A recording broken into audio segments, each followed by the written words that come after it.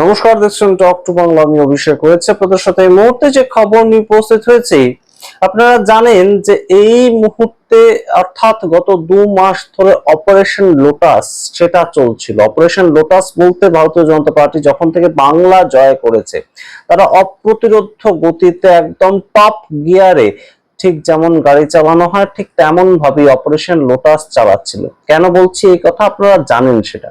তার কারণ বাংলায় তৃণমূল কংগ্রেসের হার, এবং ঠিক তার 15 দিনের মধ্যে আমরা দেখতে পেলাম হঠাৎ করে তৃণমূল কংগ্রেসের একের পর এক এমপি তারা যুক্ত হলেন গিয়ে এনসিপিআই বলে একটা পার্টিতে, nationalist citizen party of India.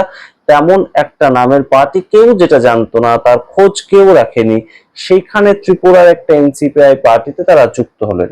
এবং যুক্ত হওয়ার পরবর্তীতে কি হলো, তারা সরাসরি বললেন আমরা এনডিএ কে সমর্থন করব। তার পরবর্তীতে একই প্যাটার্নে আমরা দেখতে পেলাম মহারাষ্ট্রে উদ্ধব ঠাকরে পার্টি সেটাও টুকরো হলো এবং একনাথ শিন্ডের সঙ্গে যুক্ত হলো। কিন্তু এই যে ছবিটা, এই ছবিটা রিপিটেশন হওয়ার একটা কথা ছিল, কিন্তু সেই রিপিটেশনটা এই মুহূর্তে কোথাও গিয়ে ধাক্কা খালো, এবং ধাক্কাটা খেলো শুধুমাত্র কিন্তু কোথাও গিয়ে সারা দেশ জুড়ে বিভিন্ন ঘটনাগুলো ঘটলো তার ফলেই। অনেকেই বলছেন তেমন, আবার অনেকে বলছেন কিন্তু বিজেপির মধ্যেই অন্তর্দ্বন্দ্বের ছবি, অর্থাৎ দুই নেতার মধ্যে তুমুল এই মুহূর্তে কিন্তু একটা দূরত্ব তৈরি হয়েছে, এবং যার ফলাফল স্বরূপ কোথাও গিয়ে এই মুহূর্তে এনডিএ তাদের সংখ্যাটা আর বাড়াতে পারলো না। এবং যেটা ফলস্বরূপ আমরা দেখতে পাবো, হয়তো সামনের 20শে জুলাই যে বাদল অধিবেশন শুরু হচ্ছে, সেখানে ভারতীয় জনতা পার্টি দ্বারা পরিচালিত সরকার যে বিলগুলো আনার কথা ছিল, যেগুলো নিয়ে এত চর্চা, যেটার জন্য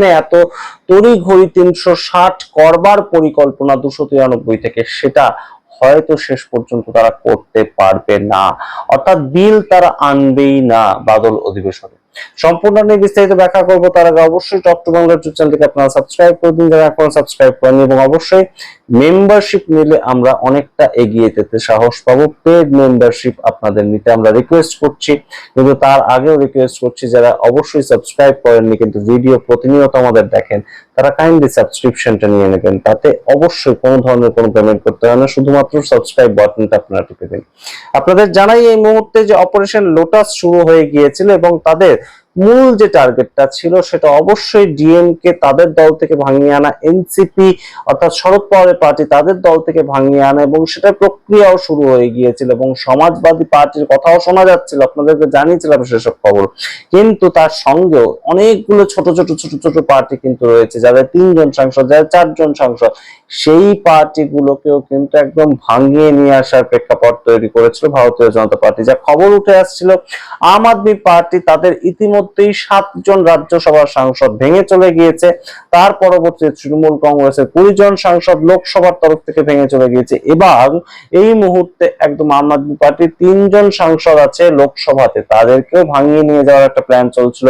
তাদের সঙ্গে কোথাও না কোথাও কোনো না কোনো স্তরে কথাবার্তা শুরু হয়ে গিয়েছিল এই 3জন সাংসদের সঙ্গে।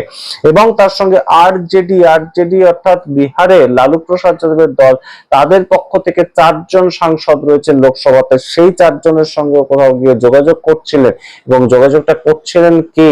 লল্লন সিং। আপনারা জানেন জেডিইউ এর সাংসদ লল্লন সিং, কিন্তু অমিত শাহ যা বলেন সেই অনুযায়ী তাকে বিভিন্ন সময় চলতে দেখা গিয়েছে। সেই লল্লন সিং কোথাও গিয়ে জেডিইউ এর তরফ থেকে একদম সরাসরি যোগাযোগ করছিলেন যে তারা যাতে এনডিএ কে সমর্থনটা করে। তারা বিজেপিতে যুক্ত হতে হবে তেমন বিষয় নয়, তারা আরজেডিতেই থাকলেন, কিন্তু তারা যাতে এনডিএ কে সমর্থন করেন, এরকম একটা প্রেক্ষিত। ঠিক তেমন ভাবে ঝাড়খণ্ডের ছোট্ট পার্টি ঝাড়খণ্ড মুক্তি মোর্চা, তাদের তরফ থেকে 3জন সাংসদ রয়েছে, এবং একইভাবে নবীন পট্টনায়কের যে পার্টি বিজু জনতা দল, তাদের পক্ষ থেকেও সাংসদ রয়েছে, এবং তাদেরকেও ভাঙার চেষ্টা।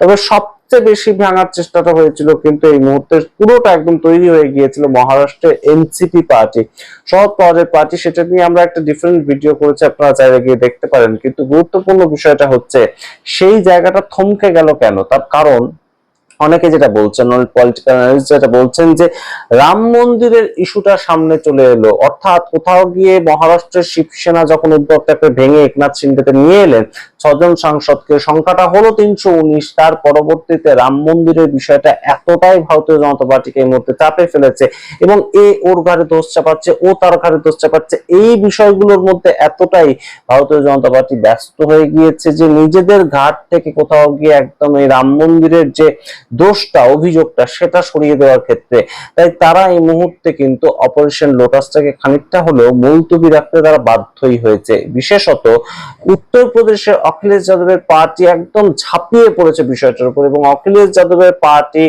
আর যে পার্টি এটাকে নিয়ে অ্যাটাক করুক না কেন, এইটা কিন্তু একদম মুহূর্তে সঠিকভাবে আমরা জানি যে যখন বাদল অধিবেশন শুরু হবে আর যে কোনো পার্টি এটাকে নিয়ে অ্যাটাক নাই করতে পারে, কিন্তু অখিলেশ যাদবের সমাজবাদী পার্টি তারা 37 জন সাংসদ নিয়ে সরাসরি ঝাঁপিয়ে পড়বে। তার কারণ দুটো, একটা হচ্ছে যে তারা সংসদে বিরোধী পার্টি হিসেবে অত্যন্ত ভোকাল এবং এখনো পর্যন্ত তারাই কিন্তু সরকারের একদম জায়গায় যেখানে 2024-এ ছিল সেখানেই রয়েছে, তারা সরকারের বিরুদ্ধে দাঁড়িয়েছিল, এখনো তাই অবস্থাতেই রয়েছে এবং একই শক্তি নিয়ে রয়েছে, একজন সাংসদ ছেড়ে যাননি, সেটা একটা কারণ। আর দ্বিতীয় কারণটা অবশ্যই বিধানসভা ভোট আসছে উত্তরপ্রদেশে মাত্র 6 মাসের মধ্যে, সেখানেও এই সংসদে যে চাপ বাড়ানো যায় বিজেপির ওপর সেটাও তারা কিন্তু ফসল তুলতে পারবে।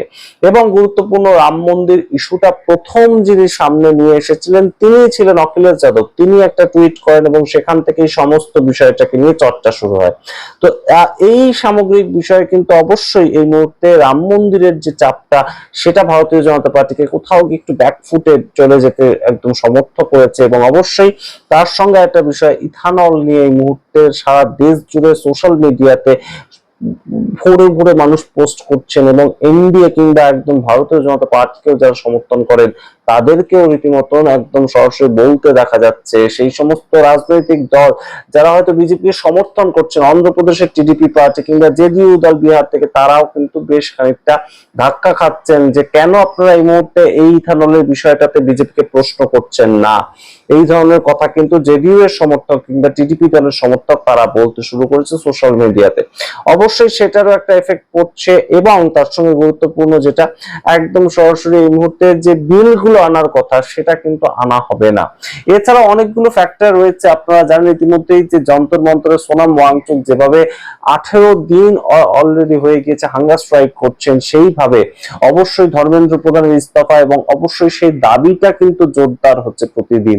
সোনাম ওয়াংচুকের একটা একটা করে হাঙ্গার স্ট্রাইকের দিন বাড়ছে এবং অবশ্যই সারা দেশ থেকে প্রত্যেকটা বিরোধী পার্টি তাদের সমর্থনের হাত বাড়িয়ে দিয়েছেন। আস্তে আস্তে তারাও কিন্তু এই ককরোচ জনতা পার্টির যে আন্দোলনটা সেটাকে সমর্থন করছেন, কেউ কেউ করছেন না, কিন্তু সোনাম ওয়াংচুক দেশের একজন বিজ্ঞানী, তিনি কোথাও গিয়ে এই মুহূর্তে একদম সরাসরি মৃত্যুর সঙ্গে পাঞ্জা লড়ছেন। একটা ছাত্রদের দাবিতে দেশের জন্য তিনি মৃত্যুর সঙ্গে পাঞ্জা লড়ছেন, সেটাকে কিন্তু প্রত্যেকটা বিরোধী পার্টি তারা কিন্তু বেশ খানিকটা সাপোর্ট করছে এবং অনেক বিরোধী পার্টি এরকম কিন্তু ছিল যারা কিন্তু কিছু ক্ষেত্রে বিজেপিকে দুর্বলতা দেখাচ্ছিল কিংবা দেখানোর মতো একটা প্রেক্ষিত তৈরি হয়েছিল, যেমন ডিএমকে তামিলনাড়ু থেকে তারা কংগ্রেস বিরোধিতা করে এবং টিভিকে বিরোধিতা করে বিজেপির সমর্থনে হয়তো বিভিন্ন বিলের ক্ষেত্রে সমর্থন জানাবে তেমন একটা প্রেক্ষিত তৈরি করছিল।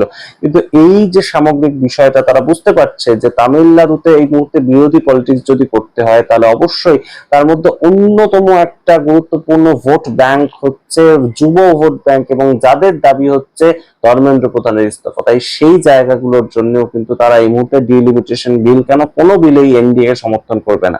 সুতরাং সেই জায়গা থেকেই কিন্তু এই যে জায়গাটা তৈরি হয়েছে যে ছোট ছোট পার্টিগুলোকে একদম ভাঙার একটা প্রেক্ষিত তৈরি হয়েছিল, সেটা অনেকটাই এই ইস্যুগুলো সামনে চলে আসার জন্য, রাম মন্দিরের ইস্যু, ইথানল ইস্যু কিংবা একদম শিক্ষামন্ত্রীর ইস্তফা, সেই ইস্যুগুলো আসার জন্য অনেকেই মনে করছেন কিন্তু অবশ্যই বেশ খানিকটা ভারতীয় জনতা পার্টির যে অপারেশন লোটাস সেটা ধাক্কা খেয়েছে। আবার আরেকটা মত কি, আরেকটা মত হচ্ছে বিজেপির সর্বভারতীয় সভাপতি হয়েছে নীতিন নবীন এবং নীতিন নবীন এই মুহূর্তে কোথাও গিয়ে অমিত শাহের থেকে বেশ খানিকটা দূরত্ব অবস্থান করছেন, অর্থাৎ সাউথ পোল নর্থ পোল বিজেপির মধ্যেই তৈরি হয়েছে এবং অমিত শাহ ছিলেন এতদিন সর্বেসর্বা, কিন্তু নীতিন নবীন যতটা একদম শান্ত মনোভাবাপন্ন দেখতে ততটা কি তিনি একদম শান্ত, নাকি তিনি নিজের ডিসিশনটা সভাপতি হিসাবে বেশ খানিকটা সঠিকভাবে রাখছেন এবং যেটার প্রভাব আমরা দেখতে পেয়েছি মধ্যপ্রদেশে অমিত শাহের একদম রীতিমতো নরোত্তম মিস্ত্রি বলে একজন ব্যক্তি যাকে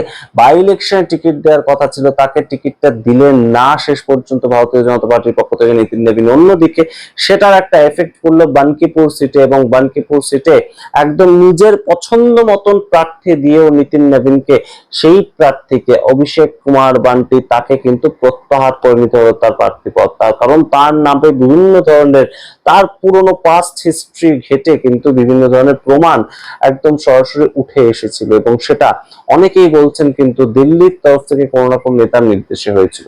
সুতরাং আপনারা বুঝতেই পারছেন বিজেপির মধ্যে অন্তর্দ্বন্দ্ব, সেটার জন্য অপারেশন লোটাস অনেকটা স্থিমিত হয়ে গিয়েছে সেটা অনেকে বলছেন। অন্যদিকে অনেকেই বলছেন যে যে সমস্ত ইস্যুগুলো চলছে তাতে যদি আরো অপারেশন লোটাস আসে তাহলে সরকার আরো কোণঠাসা হবে। এনডিএ সরকার এই মুহূর্তে তারা একদম সরাসরি কোথাও গিয়ে লজ্জায় পড়বে। আমরা জানি না এই এনডিএ সরকার লজ্জার ধার ধারে কিনা, তবে অবশ্যই এই মুহূর্তে অপারেশন লোটাস বন্ধ হওয়াতে বাড়তি কিছুটা অক্সিজেন কিন্তু এই মুহূর্তে অবশ্যই 20শে জুলাইয়ের আগে পেল ইন্ডিয়া অ্যালায়েন্স, এবং ইন্ডিয়া অ্যালায়েন্সের বিভিন্ন ছোট ছোট পার্টিগুলো তারা কিন্তু একদম রীতিমতন খাদের ধার থেকে বেঁচে ফিরলো বলা যেতে পারে। তার মধ্যে প্রথম পার্টি এনসিপি অর্থাৎ শরদ পাওয়ারের পার্টি, এবং অবশ্যই তার সঙ্গে আম আদমি পার্টি, তাদেরও কথা শোনা যাচ্ছিল। সম্পূর্ণ রাখলাম আপনাদের সামনে। আপনারা সামগ্রিক রিপোর্টের ভিত্তিতে মনে করেন অবশ্যই কমেন্ট বক্সে কমেন্ট করতে ভুলবেন না, এবং অবশ্যই চ্যানেলটিকে যারা সাবস্ক্রাইব করেন কাইন্ডলি সাবস্ক্রাইব করে দেবেন। ধন্যবাদ।